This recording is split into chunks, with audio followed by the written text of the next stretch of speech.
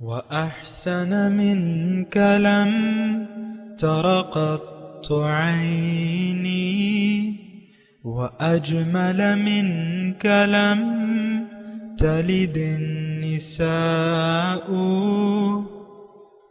خلقت مبرأ من كل عيب خلقت مبرأ من كل عيب كأنك قد خلقت كما تشاء. كتاب أنزلناه إليك مبارك ليدبروا آياته وليتذكر أولو الألباب. یہ کتاب برکت والی ہے جسے ہم نے آپ کی طرف نازل فرمایا ہے تاکہ دانش مند لوگ اس کی آیتوں میں غور و فکر کریں اور نصیحت حاصل کریں. اللہم صلی علی سیدنا محمد وعلی آل سیدنا محمد بعدد کل ذرۃ مئۃ الف الف مرۃ. سامعین و ناظرین کرام، السلام علیکم ورحمۃ اللہ وبرکاتہ. سامعین کرام، سورہ اعراف درس نمبر 651 آیت 35-36 حصہ دوم آج کا موضوع. آج کیا ہم ایک امت واحدہ نہیں ہیں؟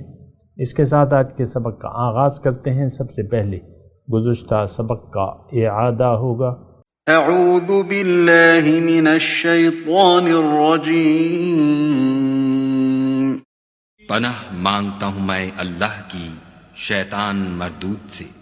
بسم اللہ الرحمن الرحیم. شروع اللہ کے نام سے جو بڑا مہربان نہایت رحم والا ہے. یا بنی آدم اما یأتینکم رسل منکم یقصون علیکم آیاتی فمن اتقى وأصلح فلا خوف عليهم ولا هم يحزنون.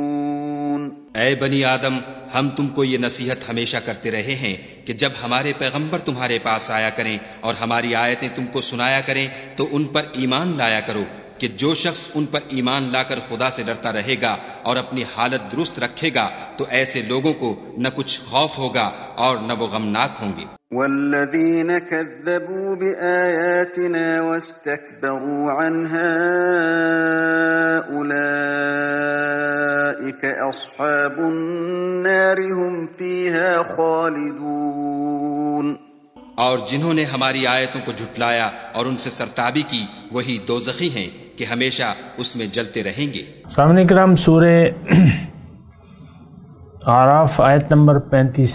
یا بنی آدم، اے بنی آدم، اے آدم کی اولاد، اما یأتینکم رسول منکم، یاد رکھو کہ اگر تمہارے پاس خود تم ہی میں سے ایسے رسول آئیں، یقصون علیکم آیاتی، جو میری آیات تمہیں سناتے ہوں، فمن اتقی، پس جس نے تقوی کی روش اختیار کر لی، واصلح، اور اپنی اصلاح کر لی، فلا خوف علیہم ولا هم یحزنون، تو ان پہ نہ کوئی خوف ہوگا نہ کوئی غم، یعنی وہ کامیاب ہوں گے. سامعین کرام، گزشتہ سبق میں بھی اسی کے بارے میں ہم بات کر رہے تھے. بات اصل میں بڑی اہم ہے اور اس کا براہ راست تعلق مجھ سے ہے اور آپ سے ہے. ہم نے دیکھیں، یا تو رسول کی بات، ہم رسول کے پیغام کو سمجھ لیا، سمجھ کے مان لیا اور رسول کے راستے پر چل پڑے، رسول کے ساتھ اپنا تعلق استوار کر لیا، اطاعت کا، اتباع کا، تو پھر تو ٹھیک ہے. لیکن عام طور پہ ایسا نہیں ہے. عام طور پہ تو رسول کی، ایک تو ہم رسول کی ذات کو ہی نہیں سمجھتے کہ رسول کی ذات کیوں ہے، اللہ نے رسول کیوں بھجوائے ہیں، کیا پیغام ہے ان کا، یہ بھی ہمیں نہیں معلوم. عوام کی میں بات کر رہا ہوں. اور ان کی دعوت کیا ہے. اور تو جب اتنی سی بات ہمیں نہیں معلوم اور اتنی سی ہم تکلیف نہیں گوارا کرتے کہ رسول کی دعوت کو سمجھ لیں، رسول کے پیغام کو سمجھ لیں تو پھر اور باتیں تو بڑی دور کی بات ہیں۔ دین کو ہم کیا سمجھیں گے اور دین کی حقیقت کو کیا جانیں گے، پھر مقصود حیات کے بارے میں کیا سوال ہوگا ہمارا، یہ ساری باتیں ہم عام طور پہ ہم زندگی میں نہیں کرتے۔ یعنی مجھے ظاہر ہے کہ میں بھی آپ میں سے ہی ایک فرد ہوں عام، اور جب تک مجھے رہنما نہیں ملتا، رہنما ہدایت دینے والا یا ہدایت یافتہ، یہ ہدایت جب تک مجھے وہ ہستی نہیں ملی تھی تو میرا بھی ایسا ہی خیال تھا، یہی دنیا میری منزل تھی، اسی دنیا کو میں بہتر بنانا چاہتا تھا اور اپنی مرضی زندگی جینا چاہتا تھا، جیسے کہ ہم عام طور پہ ہم سب لوگ کر رہے ہیں۔ تو لیکن جب ہدایت دینے والا آیا اور ہدایت میں نے سنی اور سمجھی تو وہ پھر مختلف بات بن گئی، زندگی کو میں نے ایک پھر مختلف نظر سے دیکھا۔ لیکن میں اپنی بات نہیں کر رہا، میں جو بھی ہوں، میں جیسا بھی ہوں اور جو بھی ہوں، لیکن آپ یہ دیکھیں کہ میں کیا کہہ رہا ہوں، آپ مجھے نہ دیکھیں، آپ میری بات کو دیکھیں۔ حضرت علی کا ایک مشہور مقولہ ہے کہ تم یہ نہ دیکھو لا تنظر الی من قال وانظر الی ما قال، تم اس کو نہ دیکھو کہ کون کہہ رہا ہے، اس کو دیکھو وہ کیا کہہ رہا ہے۔ تو میں اپنی ذات کو تو میں بالکل بیچ میں سے ہمیشہ میں اس بات کا وہ نہیں ہوں، ابھی میں نے کچھ تھوڑا سا تذکرہ کر دیا، لیکن میں کوشش کرتا ہوں کہ اپنی باتیں میں ایوائڈ کروں، آپ کو صرف اور صرف قرآن پیش کروں۔ تو آپ بھی قرآن کو سوچیں، قرآن کے متعلق غور کریں۔ تو یہاں جو ہم آیت پڑھ رہے ہیں، گزشتہ سبق میں نے آپ کو بتایا تھا کہ یہ یعنی متعدد جگہ پہ ایسا مضمون آیا ہے، اور اصل میں دیکھیں، اگر گزشتہ سبق میں نے آپ کو بتایا تھا کہ واقعات کیا ہیں، واقعات اور حالات آپ دیکھیں، خود اندازہ لگائیں۔ واقعات اور حالات یہ ہیں کہ یہ جو بھی کائنات ہم اللہ تعالیٰ نے بنائی ہے اور جو ہمارے سامنے ایک وسیع اور عریض کائنات ہے، اس سے لگتا ہے کہ اللہ تعالیٰ یعنی ابتدائی طور پہ اگر ہم سوچیں تو اللہ تعالیٰ جو ہے وہ ایک زبردست طاقت والا ہے، زبردست خالق ہے، مصور ہے اور زبردست قوت کا مالک ہے۔ ظاہر ہے کہ یہ جو کائنات ہے اس کی میں تفصیل میں نہیں جاتا، آپ دیکھ لیں، اور اللہ تعالیٰ نے دیکھیں ہمیں حکم بھی دیا ہے، یتفکرون فی خلق السماوات والارض۔ مومن جو ہے وہ سوچتے ہیں، تفکر کرتے ہیں آسمان اور زمین کے بارے میں۔ جب وہ سوچتے ہیں تو اس نتیجے پر پہنچتے ہیں کہ ربنا ما خلقت ھذا باطلا، اے میرے رب آپ نے یہ سب کچھ بے مقصد نہیں پیدا کیا۔ یہاں بریکٹ میں مضمون یہ ہے کہ یہ سب کچھ آپ نے ہمارے لیے بنایا ہے اور ہمیں آپ نے اپنے لیے بنایا ہے۔ اگر ہم نے اپنے مقصد حیات کو نہ جانا، آپ کو اے اللہ اگر ہم نے منزل نہ بنایا اور آپ کے راستے پر نہ چلے، نبی کے طریقے کے مطابق زندگی نہ گزاری، تو ہم تو ناکام ہوں گے، نقصان میں پڑ جائیں گے، اور پھر ہم یعنی سزا کے طور پہ ہمیں جہنم کی آگ میں ڈال دیا جائے گا۔ تو ایسا نہ ہو کہ اے اللہ تعالی ہم دوزخ میں جا پڑیں بسبب آپ کو نہ پہچاننے کے، اپنے آپ کو نہ پہچاننے کے، اپنے رسول کی دعوت کو نہ پہچاننے کے۔ تو ربنا فقنا عذاب النار، بریکٹ ختم، اے اللہ تعالیٰ آپ ہمیں آگ کے عذاب سے بچا لیں۔ تو بہرحال میں آپ کو یہ کہہ رہا ہوں، دیکھیں، یا بنی آدم اما یأتینکم رسول منکم یقصون علیکم آیاتی، اب یہاں میں اس اپنا فوکس کرتا ہوں اسی آیت پر۔ کل تو میں نے آپ کو 2-3 آیتیں اس سے جو ریلیٹڈ ہیں وہ میں نے آپ کو پڑھ کے سنائی ہیں، لیکن آج آپ اسی آیت پر غور کریں۔ بنی آدم کی اولاد میں آپ اور میں شامل ہیں کہ نہیں ہیں؟ مجھے جواب دیں۔ جی بالکل ہیں، ہم آدم کی اولاد ہیں، انسان ہیں۔ اب ہمارا ایک مقصد پیدائش ہے، یعنی اس میں مضمون یہ ہے کہ ہمارا ایک مقصد پیدائش ہے، اور وہ مقصود دنیا نہیں ہے ہمارا۔ ہم لوگ تو دنیا کے چکر میں پڑے ہوئے ہیں اور افسوس ہوتا ہے اس بات پہ سامنے کرام، مجھے افسوس ہوتا ہے۔ اور یہ دیکھیں، دنیا کو اگر کسی نے حقیقت سمجھ لیا تو وہ یقیناً نقصان سے دوچار ہوگا۔ یعنی کوئی اگر دنیا کے دھوکے میں آ گیا اور دنیا کی زندگی کو اصل سمجھ لیا، اس کی کامیابی کو کامیابی سمجھ لیا، اس کے نقصان کو نقصان سمجھا، یہ شخص بہت بڑے دھوکے کا شکار ہو گیا، یقیناً یہ آخرت میں اہل دوزخ میں سے ہوگا، یہ اصحاب النار میں سے ہوگا اور ہمیشہ آگ میں جلے گا، اگرچہ اس نے ظاہری طور پہ زبانی طور پہ کلمہ ہی کیوں نہ پڑھ لیا ہو۔ نیت تو اس کی دنیا ہے، اور انما الاعمال بالنیات، زندگی تو آپ جس مقصد کے لیے گزاریں گے وہی اسی کے متعلق آپ سے فیصلہ ہوگا۔ زندگی کو اگر آپ نے اصل سمجھ لیا، اس کی کامیابی کو آپ نے اصل مان لیا، اب یہ ہے کہ آپ کی ترجیح دنیا بن جائے گی، آخرت اور اللہ کی ملاقات آپ کے لیے غیر اہم ہو جائے گی۔ آج آپ دیکھ لیں کہ اللہ کی ملاقات کی کوئی اہمیت ہی نہیں ہے۔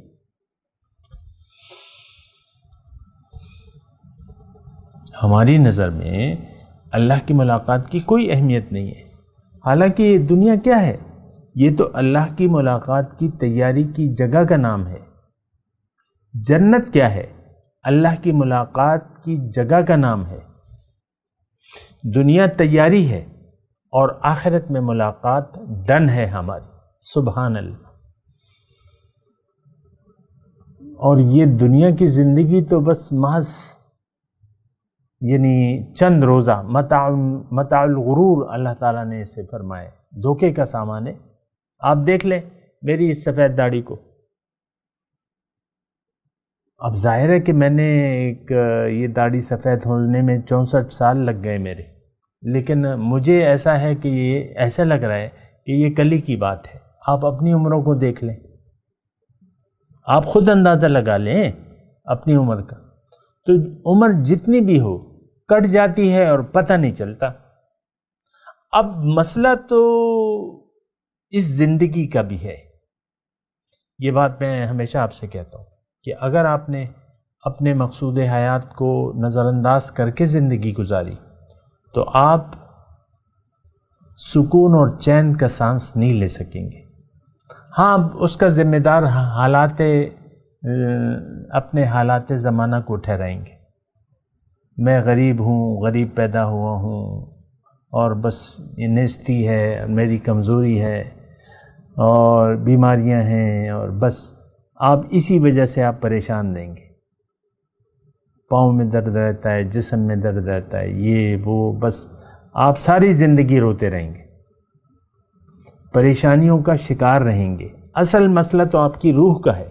روح کو اگر آپ نے نظر انداز کر کے زندگی گزاری تو یہ بات نوٹ کر لیں کہ من اعرض عن ذکری فإن له معیشۃ ضنکا، اللہ تعالیٰ نے قرآن میں لکھ دیا ہے کہ جس نے بھی میری یاد سے اعراض کیا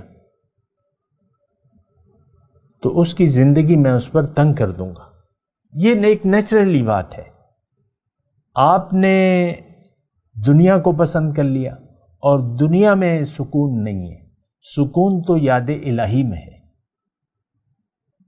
الذین آمنوا وتطمئن قلوبہم بذکر اللہ، الا بذکر اللہ تطمئن القلوب۔ دیکھو، اللہ کی یاد سے ہی دلوں کو چین پڑتا ہے۔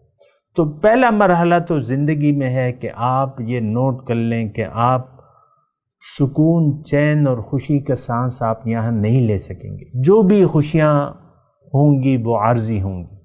نوالا جب تک آپ چبا رہے ہیں، بریانی ہے یا چکن کڑھائی ہے یا مٹن کڑھائی ہے، تو وہ ذائقہ چباتے وقت تھوڑا سا ذائقہ آپ کے منہ میں ہوگا، اس کے بعد ذائقہ ختم ہو جائے گا۔ یہ تمام دنیا کی خوشیاں اور ذائقے اور یہ عارضی ہیں، تھوڑی دیر کے لیے ختم ہو جاتے ہیں، کوئی مزہ دائمی نہیں ہے یہاں پہ۔ ہاں، اللہ کی یاد، وَتَطْمَئِنُّ قُلُوبُهُمْ بِذِكْرِ اللَّهِ، ان کے دل اللہ کی یاد سے آباد ہیں۔ اور اللہ کی یاد سے جس کا دل آباد ہو جائے، دنیا کی یاد اس میں نہیں ہوتی۔ پہلے آپ کو دنیا کی یاد سے یعنی دل کو خالی کرنا پڑے گا۔ وہ تو طریقہ ہے، میں بتاتا رہتا ہوں، اس کی ابھی میں تفصیل نہیں بتا رہا۔ تو رسول آیا، اس نے اللہ کی مرضی آپ کے سامنے بیان کی، یقصون علیکم آیاتی۔ اب فمن اتقی و اصلح، دو چیزیں ہیں، دو مطالبے ہیں۔ تقوی کی روش، تقوی کی روش کیا ہے؟ تقوی کسے کہتے ہیں؟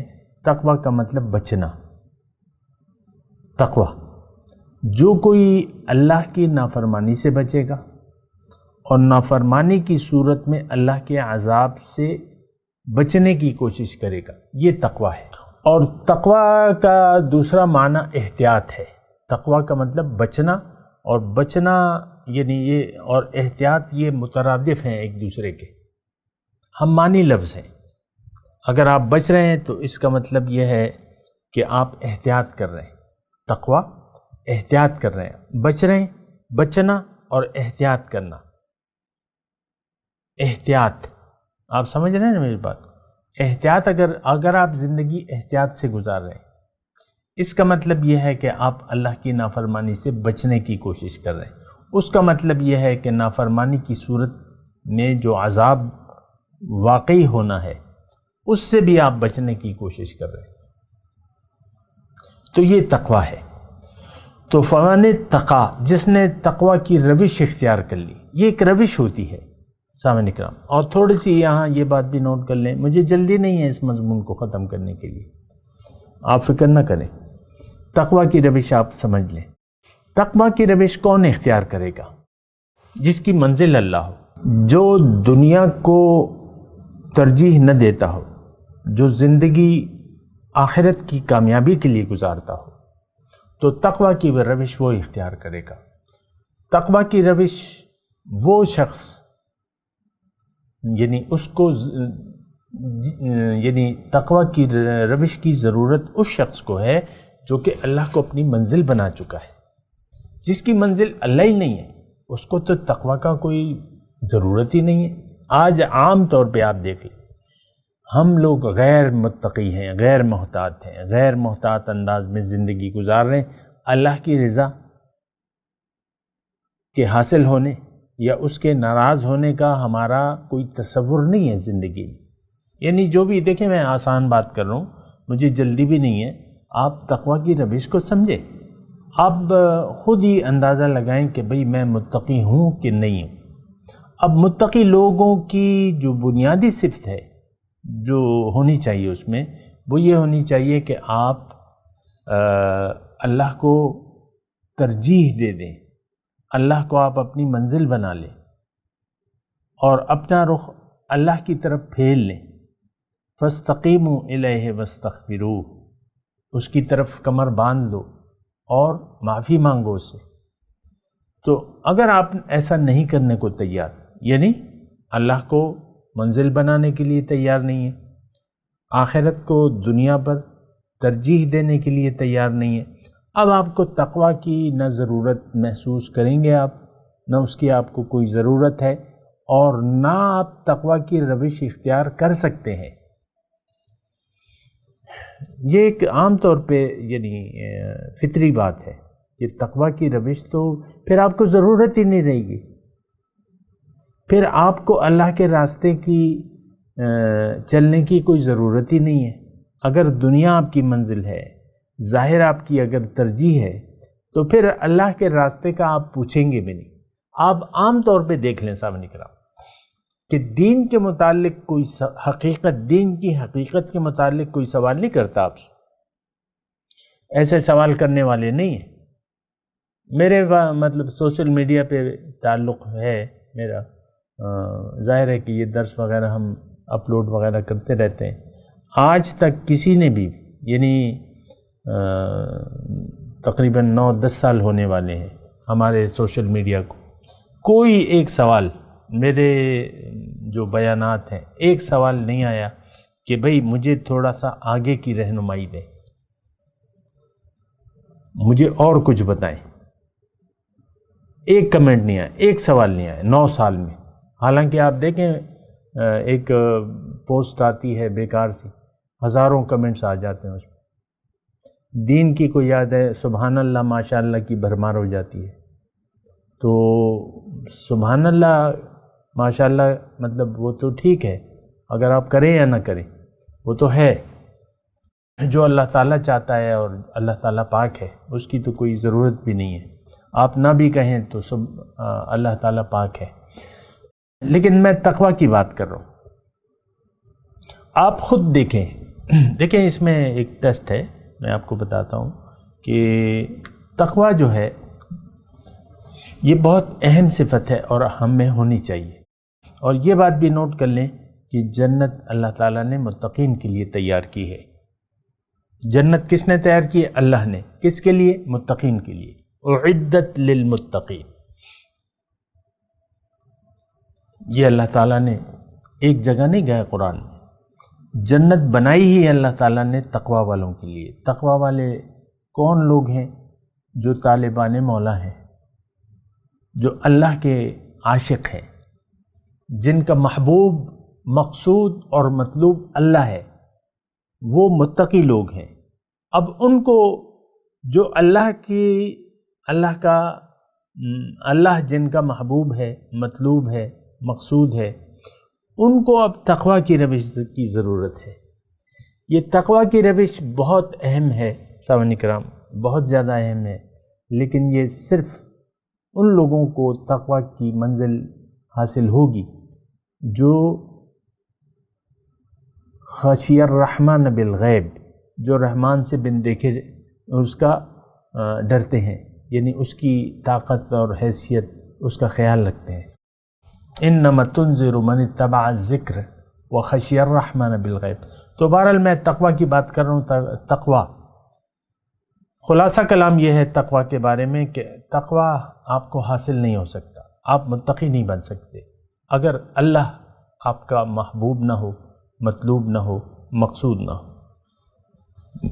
آپ کو پھر اگر ترجیح آپ کی آخرت نہیں ہے دنیا کے مقابلے میں، اب آپ متقی نہیں بن سکتے۔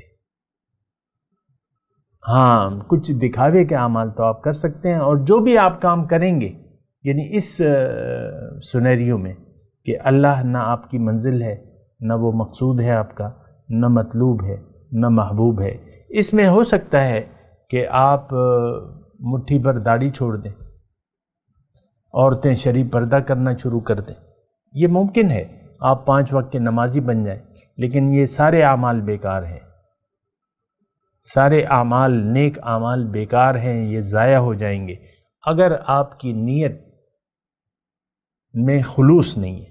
خلوص کا مطلب یہ ہے کہ اگر اللہ آپ کی منزل نہیں ہے، نہ وہ آپ کا محبوب ہے، نہ مطلوب ہے، نہ مقصود ہے، اور تو پھر آپ کے تمام نیک اعمال ضائع ہونے والے ہیں۔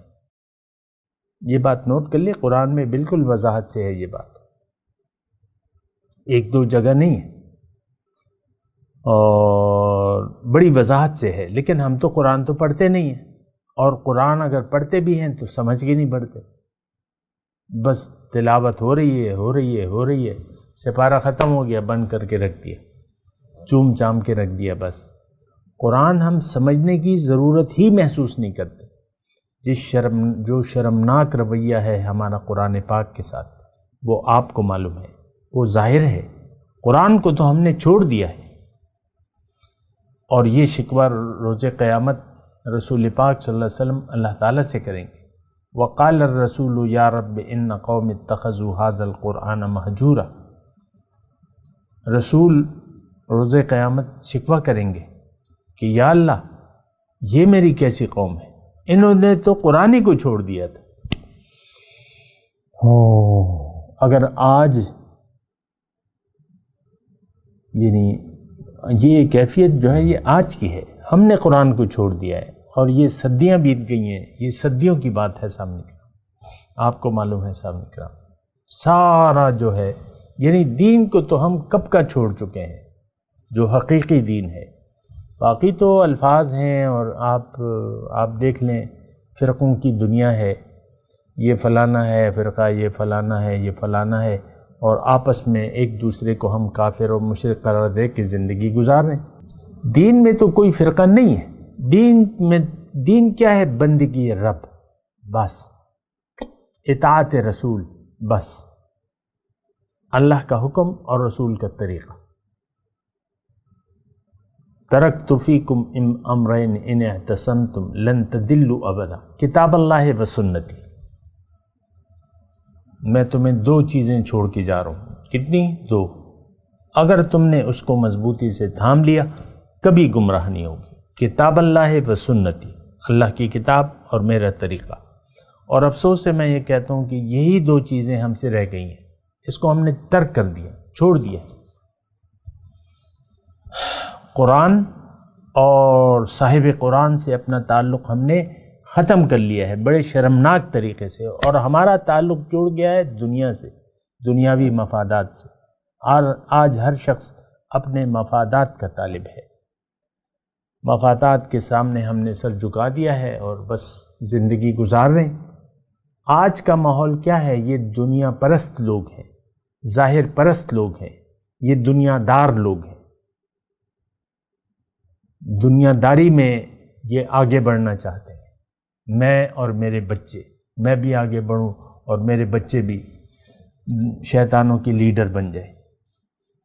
ظاہر ہے میں یہ ذرا افسوس سے یہ الفاظ کہہ رہا ہوں نا کہ آپ اب خود بھی دین کے اندر جانے کو تیار نہیں ہیں، اپنے بچوں کو بھی دور رکھتے ہیں آپ دین سے، حقیقی دین. اس میں کیا مشکل ہے؟ یہ تو اللہ کے سامنے سر جھکانے کا نام ہے دین. یہ تو کوئی فرقہ نہیں ہے، یہ تو کوئی گروہ نہیں ہے. وَإِنَّ هَٰذِهِ أُمَّتُكُمْ أُمَّةً وَاحِدًا وَأَنَا رَبُّكُمْ فَاعْبُدُوا. وَأَنَّ هَٰذِهِ أُمَّةٌ، تمہاری ایک امت ہے اور میں تمہارا رب ہوں، بس فقط میری بندگی کرو. آج مسلمان امت واحدہ تو نہیں ہے، یہ تو بٹے ہوئے ہیں.